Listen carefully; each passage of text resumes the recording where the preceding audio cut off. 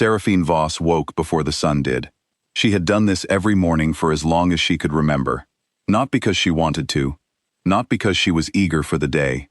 She woke early because the early hours were the only hours that belonged to her. By the time the rest of Ashveil stirred, her hands would already be dirty with work. Herb bundles hanging, water carried, traps checked along the eastern ridge. By then she would be invisible again, which was exactly how the pack preferred her. She was 21 years old and had never once shifted into a wolf. In a pack, that was not simply unusual. It was a mark, a brand, something the children whispered behind their hands and the adults whispered behind closed doors, which was worse, because adults were better at making a whisper feel permanent. They called her the monster who couldn't become one. She had heard it enough times that it had stopped hurting the way it used to. Now it landed like something dull and familiar, the way a bruise stops being sharp once you learn not to press it. She filled the water buckets and carried them across the yard without spilling a drop. She had very good balance. She was strong in the way people become strong when no one helps them carry things. Old Marin was already awake when Seraphine pushed open the herbalist's door. Marin was always already awake. She was 73 years old, brown and small and sharp-eyed, and she had the particular stillness of someone who had spent a lifetime learning not to react too quickly to anything. "You look tired," Marin said, not looking up from the seeds she was sorting. "I'm fine," Seraphine said. "I didn't ask if you were fine. I said you look tired." Seraphine set the water down and picked up the grinding stone without being asked.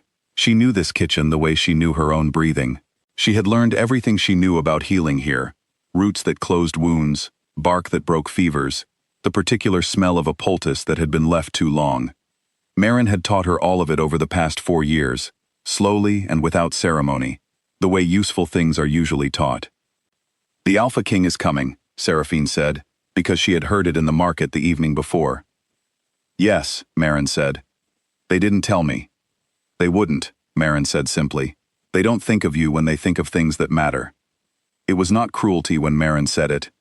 It was just true, and Marin had always been honest in a way that felt like care rather than harm. Seraphine ground the herbs and said nothing.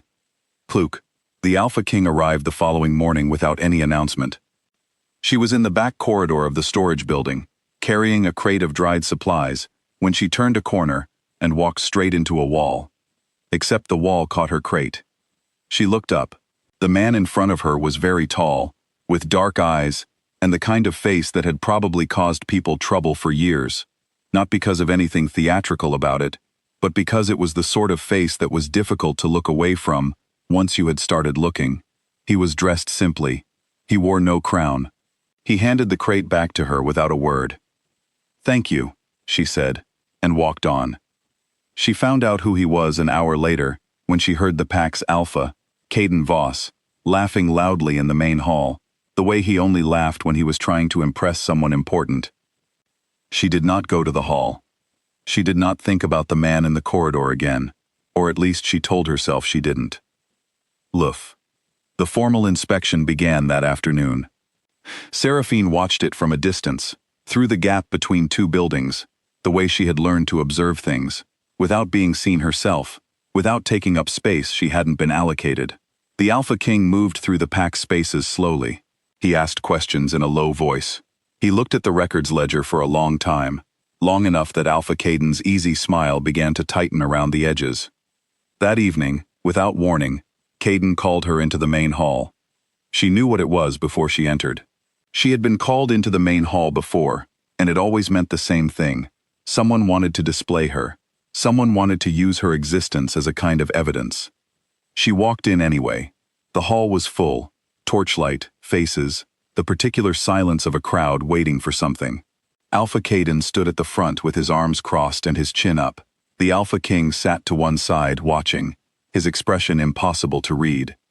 "Tell him," Caden said to Seraphine, gesturing loosely. "Tell the king what you are." She stood in the center of the room. She thought about being afraid. She had been afraid here before. She had stood in this exact kind of silence before, at 18, at the Bloodmoon Ceremony, when the ritual marks bled down her arms and nothing came. No wolf, no shift, no belonging. She had stood there while the pack watched, and Caden had been the first to say the word, broken. She had heard the crowd agree in the particular way crowds agree, not loudly, but completely. She remembered walking home that night, washing the blood off, eating alone. She looked at Caden now and said, "I've never been able to answer that. I've stopped apologizing for it." Caden laughed. Some of the pack laughed. The sound filled the hall. The Alpha King did not laugh. She noticed that without meaning to. She walked out of the hall and went back to Marin's kitchen and drank a cup of something bitter and warm, and the night passed the way nights always passed, slowly, then all at once. The Alpha King came to the outer rim the next morning. He walked through Marin's garden gate without hurrying, which was how she knew he had thought about this beforehand. Hurrying was for people who hadn't yet decided. He found Seraphine at the grinding table, her palms dark from the herbs, her hair pushed back from her face. "I'm Kale," he said. She looked at him. "I know who you are," she said. "Good," he said. "Then I don't need to explain the next part." His wolf surfaced. Not halfway, not under control, but fully, visibly, unmistakably. She felt it before she saw it, the way the air in a room changes when something large enters it. His wolf pressed forward through him, ancient and impossibly large, and then it did something that made every rational thought in her mind go very quiet. It bowed. Not to Marin, not to the garden, not to some invisible authority above them both. To Seraphine. She stood completely still. She did not speak. She did not know what to do with what she was seeing, and she had long ago learned that not knowing what to do was best handled by doing nothing until understanding arrived. Behind her, Marin said quietly, without looking up, "I wondered when someone would finally come." Liff. Kale showed her the records that afternoon. Not Ashveil's records. Those had been rewritten 20 years ago with the patience of someone who expected to never be caught. He showed her the Crown's territorial archives, which no Pack Alpha had the authority to alter. The language in them was formal and old and completely clear. She was not a foundling. She was not a ward. She was not someone without origin. She was the last surviving daughter of the Voss royal line. The line that had held the Eastern Territories for 6 generations. The line that Alpha Caden's father had ended. Not through battle, not through any legal challenge, but through a quiet and careful plan that had been recorded, in Ashveil's own ledger, as a fever outbreak. Her mother, her aunts, her grandfather, all of them. And Seraphine herself, who had been 9 years old, and had been kept alive because she was young enough to be made into something else. Something harmless and confused and without an identity. Her wolf had not been absent.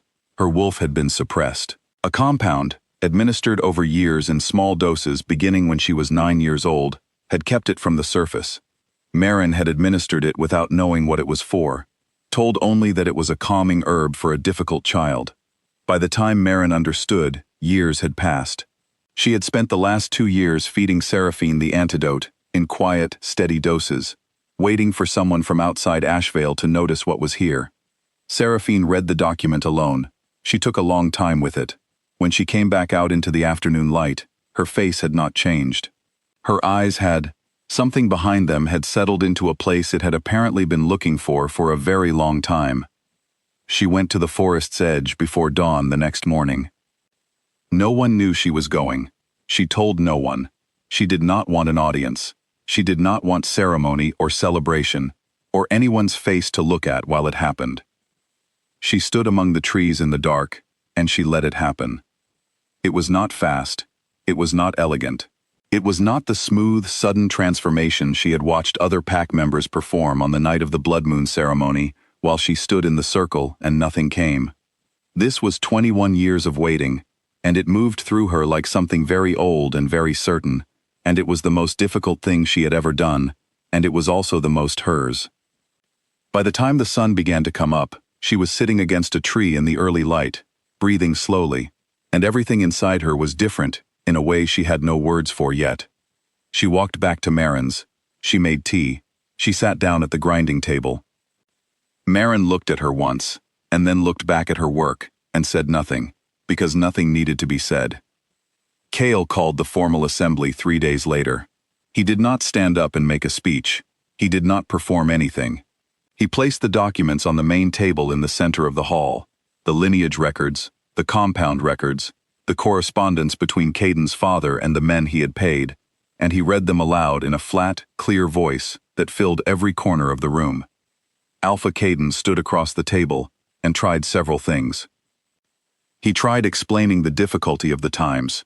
He tried talking about pack stability and hard choices and what it meant to protect a community through uncertainty. He tried suggesting that the documents were old and context was important, and that perhaps things were more complicated than they appeared. He said all of this to a room that had gone very quiet. He said all of this to a king whose wolf had already decided, in a garden, in front of a woman with herb-stained palms, and a 21-year history of being told she was nothing. Caden's authority did not survive the afternoon. Seraphine stood in the center of the hall, the same floor, the same torchlight. While the pack that had called her a monster for years understood, slowly and without a clean exit, what they had participated in, what they had allowed, what they had chosen to repeat, without asking whether it was true. She did not speak. She did not need to. The documents had already said everything. Lo. She did not take Ashveil's leadership. She could have. By bloodline, by law, by every record Cale had placed on that table, the authority was hers. But she had no interest in leading a pack that had spent years teaching her what being led felt like when it was done wrong. She gave the leadership to Marin's daughter, a woman named Petra, who was practical and fair, and had also spent years being overlooked in this same village, which Seraphine considered an excellent qualification. What Seraphine asked for instead was access. She asked Cale for permission to search the Crown's full territorial archive, every record from the same 20-year period, every family documented as lost to fever or misfortune or accident. She had a feeling there were other names, other bloodlines that had been tidied away, other children who had grown up without knowing what they were. Cale said yes before she finished the sentence. They left Ashveil on an autumn morning, heading north, where the main archive was housed in a stone building on the edge of the Crown's oldest territory. The road was long. The air was cold and clear, in the particular way that autumn air is, like the world had been freshly washed. Seraphine had never traveled before. She had left Ashveil twice in her memory, both times briefly, both times for practical reasons. She had never gone somewhere because there was something there that she wanted. She found she liked it, the movement of it, the horizon changing. She carried very little, a pack, a coat, a knife Marin had pressed into her hands that morning without ceremony, and the locket, the small silver one she had worn for 21 years and never opened, because something in her had always said not yet. On the third day of travel, when the road curved north through a quiet valley, and the light was coming in low and golden through the trees, she took the locket from around her neck. She opened it. Inside was a portrait, tiny and carefully made, of a woman with Seraphine's jaw and Seraphine's stillness, and a particular expression that Seraphine recognized immediately, the expression of someone who was keeping something very large very quiet. Her mother. She turned the locket over. On the back, in the old Voss script that Seraphine had learned from the archival documents over the past 3 days, a single word had been pressed into the silver. Wait. She sat with that for a long moment. The road stretched ahead. Cale rode beside her and said nothing, which was the right thing. The trees moved in the wind. Somewhere above them, something was flying, a hawk or an eagle, something large and unhurried and completely certain of where it was going. Seraphine closed her fist around the locket. She put it back around her neck. She rode on.